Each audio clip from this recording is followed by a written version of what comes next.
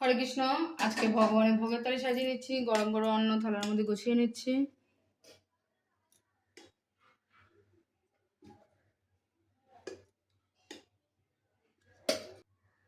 লম্বা লম্বা করে উচ্ছে ভেজে রেখেছি, সেটা ভগবান থেকে দিয়ে দিলাম।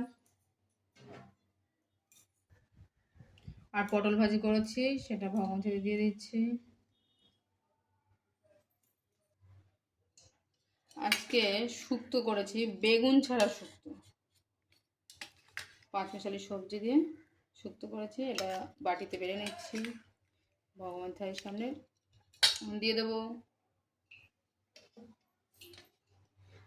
আমি মরক ডাল করেছি, সজনে ডাঁটা দিয়েছি, তার মধ্যে পাতলা করে করেছি ডাল। এখন আমি এটা ভগবান থালিতে দিয়ে দেবো।